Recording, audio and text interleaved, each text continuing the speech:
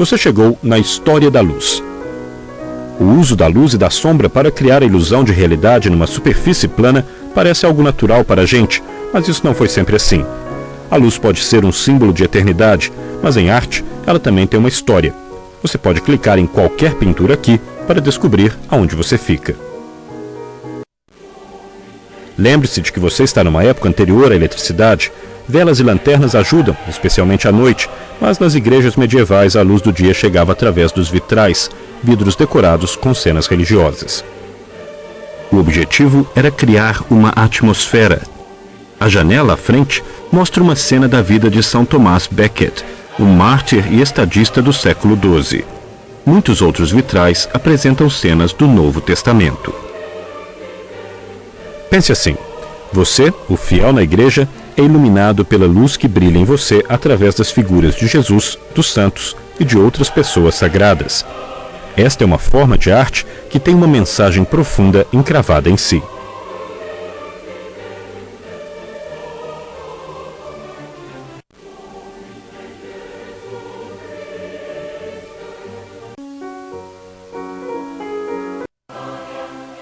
Luz e sombra mostram que o tempo está passando. Na eternidade, não há luz nem sombra. O objetivo da arte bizantina e da cristã primitiva, tal como esta A Madonna e o Menino de Cimabue, era o de representar cenas da vida de Jesus. Quando tais eventos aconteciam numa época do passado em particular, eles eram entendidos como espelhos da eternidade. A luz neste quadro simboliza uma divindade e se concentra nas figuras centrais sem nenhuma fonte de luz aparente. O ponto é enfatizado pelo uso que o artista faz da folha de ouro. Além disso, o uso do ouro como uma cor mostra que o artista era despreocupado ou até hostil ao realismo. Às vezes, joias eram embutidas em ícones para adicionar lustre e preciosidade à mensagem religiosa.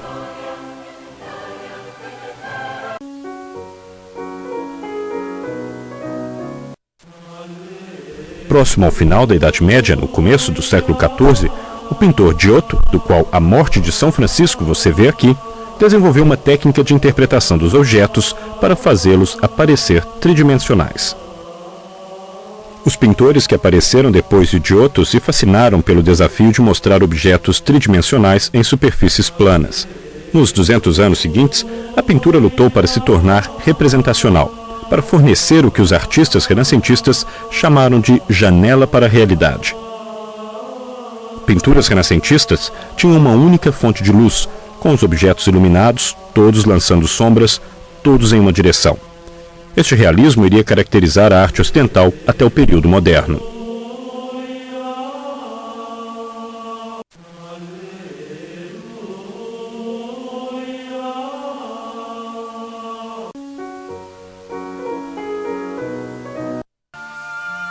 Na sua Virgem dos Rochedos, Leonardo da Vinci usou o chiaro-escuro, o modelamento do claro e escuro, para atrair atenção aos rostos.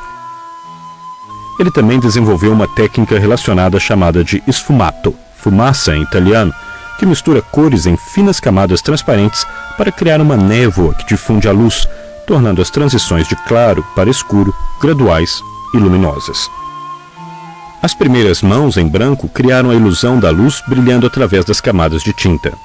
Nós ainda não sabemos como Da Vinci conseguiu criar alguns desses sutis efeitos emocionais e sensuais. E enquanto o assunto é sobre Da Vinci, talvez você queira saber o que há de tão interessante na sua Mona Lisa. Se sim, clique no botão especial Mona.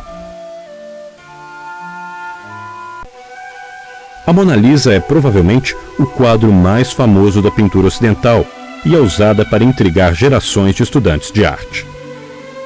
O artista moderno Marcel Duchamp era tão frustrado com o fardo da história da arte que a reprodução da Mona Lisa que ele desenhou tinha bigode e barba. E ainda assim, a Mona Lisa permanece como uma das grandes pinturas de todos os tempos. O que há de tão especial nela? Em parte, é o avanço técnico em usar esfumato. As camadas de verniz são tão finas que a imagem parece emitir um brilho interior. Os contemporâneos de Leonardo consideravam o quadro como um tipo de milagre. Muitas pessoas também acham que o sorriso misterioso da Mona Lisa é, na verdade, o que há de especial nela. Você acha?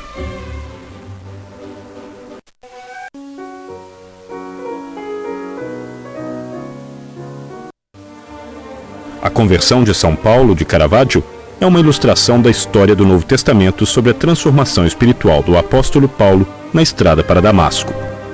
Caravaggio usa a luz de 3 maneiras. O brilho da luz é cuidadosamente modelado para iluminar uma cena realística. Mas a luz é também, de uma forma, um motivo. Os braços de Paulo estão abertos num êxtase para receber a luz divina, enquanto que seu servo e seu cavalo permanecem na sombra e não veem nada. A luz e o contraste entre claro e escuro são também usados para elevar o drama. Assim, a luz revela a mestria do ofício do pintor, mesmo quando ele se torna o símbolo do evento.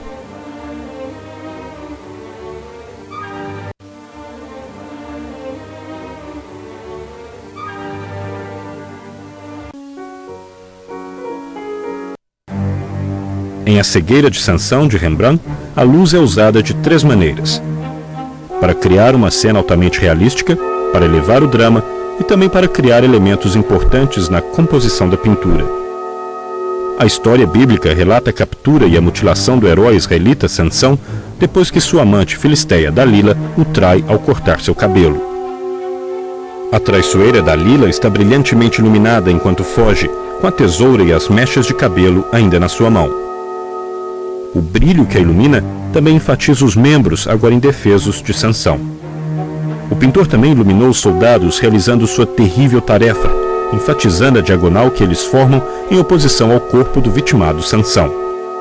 A escuridão ao redor da cena e a fragmentação de sua luminosidade são elementos composicionais que também aumentam o drama da cena.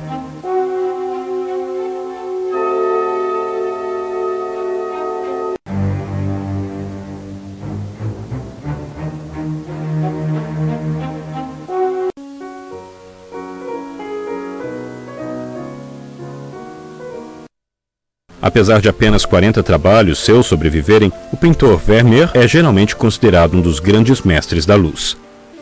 Esta simples cena doméstica, chamada de A Cozinheira, mostra a fonte de luz e procura dar uma interpretação completamente realística de como a luz do dia vinda da janela cai sobre o rosto, o peito e os braços da mulher.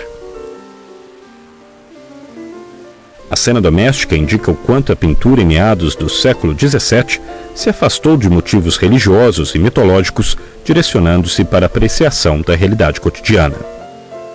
O interesse de Vermeer em pintar a luz e sua mestria ao fazê-lo o torna um precursor importante dos pintores impressionistas, que viveram mais de 2 séculos depois dele.